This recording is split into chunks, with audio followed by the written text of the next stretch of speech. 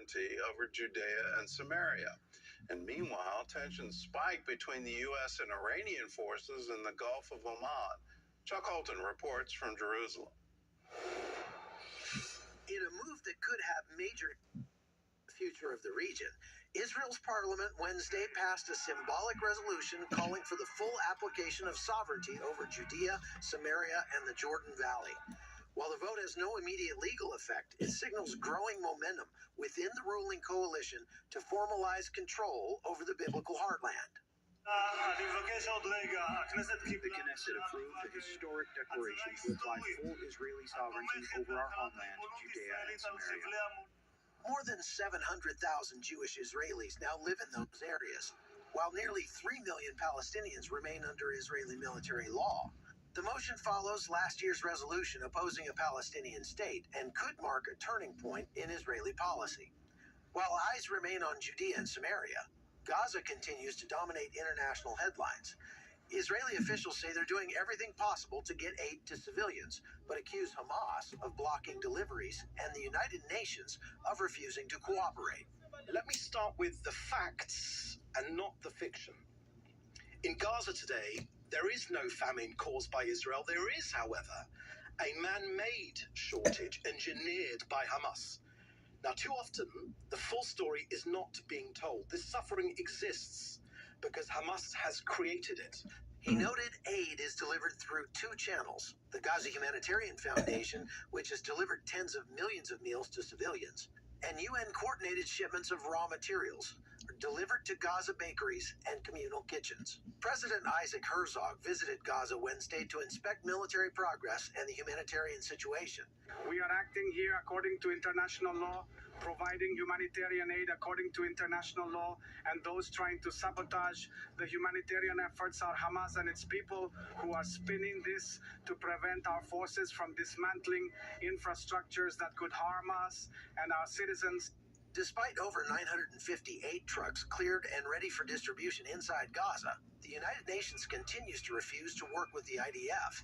Israeli officials say the UN is more invested in bashing Israel than feeding hungry Gazans. Meanwhile, the IDF has concluded an internal investigation into last week's strike on Gaza's only Catholic church.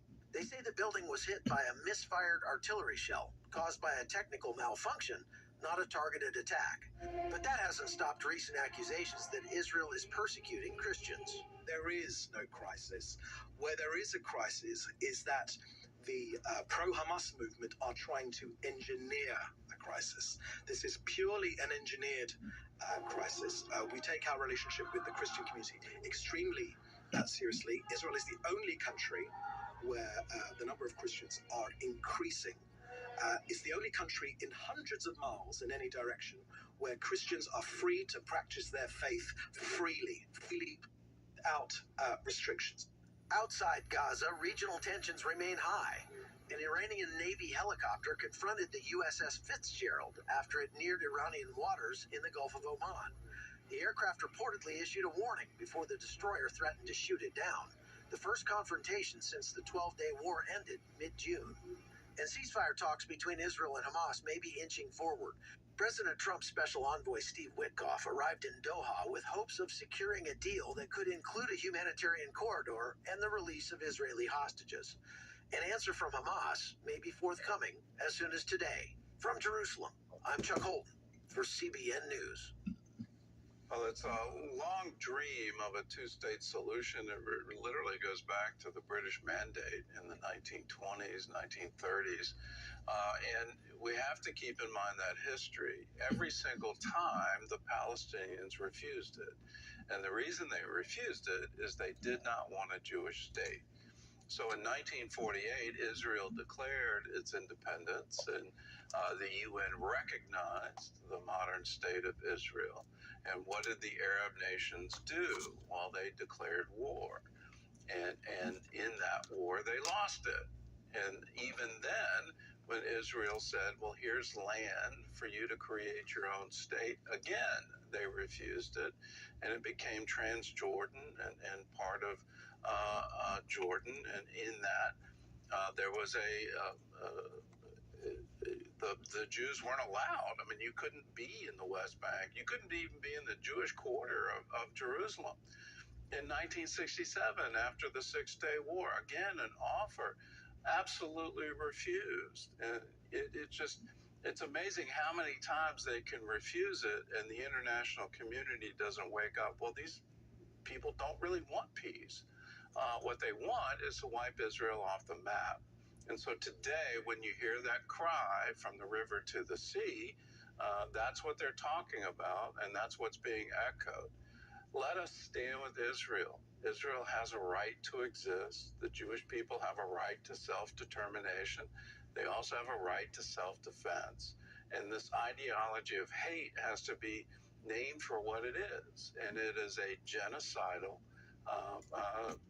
ideology to wipe Israel off the map and kill every single Jew in Israel. As a Christian, we have to stand with Israel. It's the right thing to do. It's also the godly thing to do. Terry? Well, still ahead, blood in the water. A lethal shark takes a bite out of this mother. See how she fights back through the pain. And I'm bringing you good news. God named himself the God of Israel, not after a perfect man, but after Jacob, a flawed and broken man who wrestled with God and refused to let go. Like Jacob, our people haven't returned to this land because we were good enough. We never earned the honor of carrying the scriptures. The story of our people is a testimony. God's grace on full display. And God has kept his promises. The rebirth of our nation and the spiritual revival today is more than we could have ever imagined. God is turning hearts back to our Messiah Yeshua, just as he promised. We have hope. God's faithfulness to Israel proves he'll be faithful to you. At One for Israel, we invite you to discover the depth of God's love for you through the story of his people. The Strip, for the first time also in Deir el-Balah. These soldiers are going out on focused offensive missions to destroy terror infrastructures, eliminate terrorists, and deepen the achievements. And at the same time, a pressure campaign is being applied to Hamas as Qatar, Egypt, and the United States demand a swift answer to the latest proposal for a ceasefire agreement. The assessment is that an agreement on the deal's details can be reached within 24 hours, while in Israel they say that the dispute over the depth and scope of the withdrawal is solvable.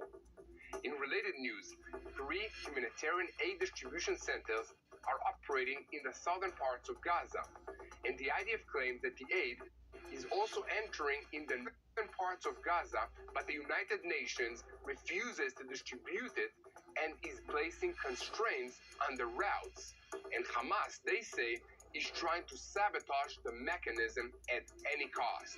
Welcome to Boots on the Ground. I'm your host, Yair Pinto, bringing you all the truth about what's happening in Israel. And IDF forces identified and eliminated 3 Hamas terrorists in camouflage clothing in Sajaiya in Gaza and foiled a cell that tried to plant explosives. On the northern border, the IDF is acting to prevent dangerous terror infrastructures. This week, the IDF arrested arms dealings in southern Syria and confiscated weapons following intelligence indications. So, we have a lot to talk about today, so let's dive into the details. I'm Yair Pinto, and this is your Boots on the Ground report about what's happening in Israel on day 656 of the war against Hamas, Hezbollah, Houthis in Yemen, the Shia militias in Iraq, and the terrorist organizations in Judea and Samaria. All of them are acting under the control of Iran's Revolutionary Guards, which is the head of the crumbling axis of evil in the Middle East. A moment before we begin, I'd like to invite you to join us in sharing the truth. You can do that by subscribing to our YouTube channel, TV in Israel, where we post daily boots on the ground updates from Israel so that you'll be connected and know how to pray for the peace of Jerusalem.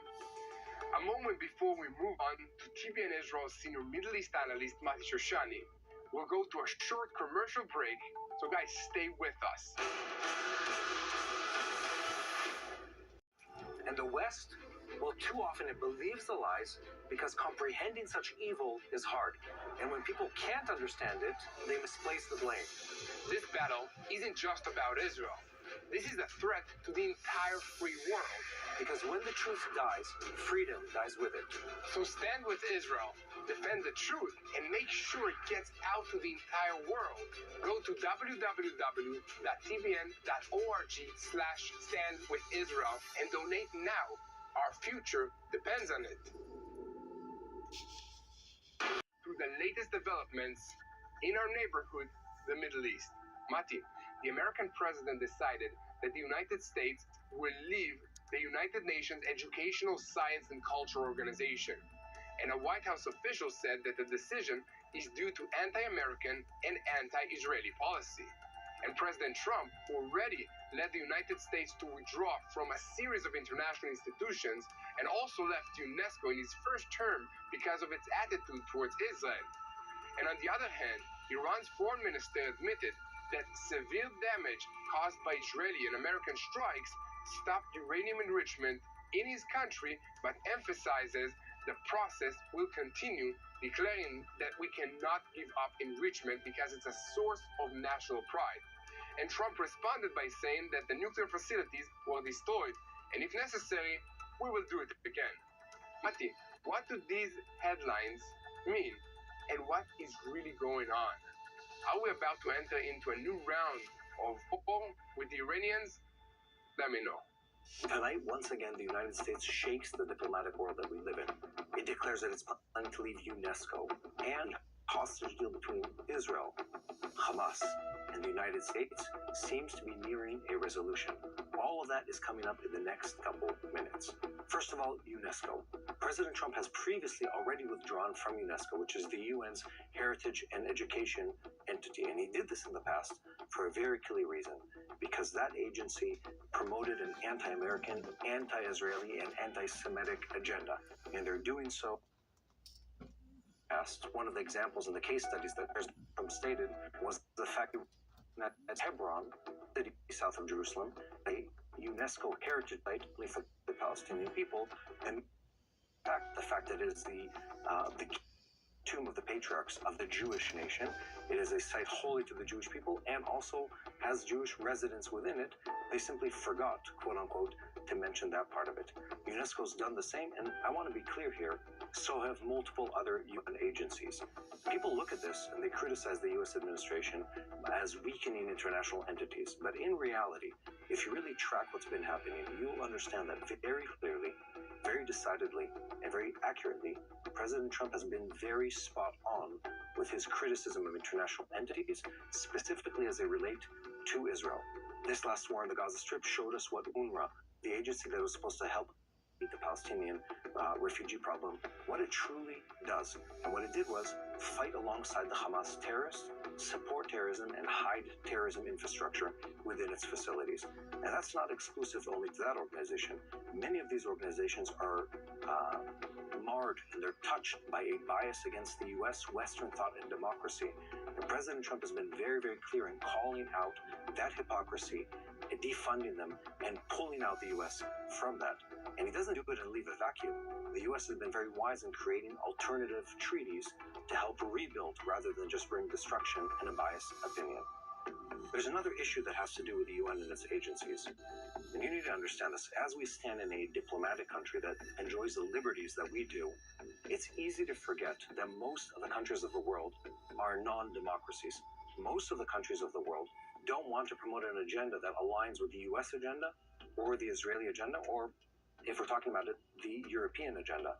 And because of that, the UN is often used to promote agendas of the Russians, which are usually non-democratic, the Chinese, which are anti-American, anti-Western in their agenda, and several other countries, many times Muslim or Arab countries, promote or hijack UN agencies to promote anti-Western thought. So Trump's criticism is spot on, and it is a refreshing change in the U.S. foreign policy compared to what previous governments were attempting, which was more of a gentle push towards let's try to be a little more balanced. And really, when you're working with an agency like that, you can't just be balanced. You have to be honest about what they bring to the table. And that's exactly what President Trump has done. Really big news for the Israeli people is the fact that it looks like we're nearing a deal with Hamas. And the deal looks like this. With the help of the U.S., we're about to sign a 60-day ceasefire in which the Hamas terrorists will return 10 living hostages and 8 this phase of the combat. If you look at what's been going on the Gaza Strip, the IDF has been moving as fast as it possibly can to try and seal the deal on this ongoing negotiation with Hamas. And what we're seeing right now seems to be the best news we've heard in a long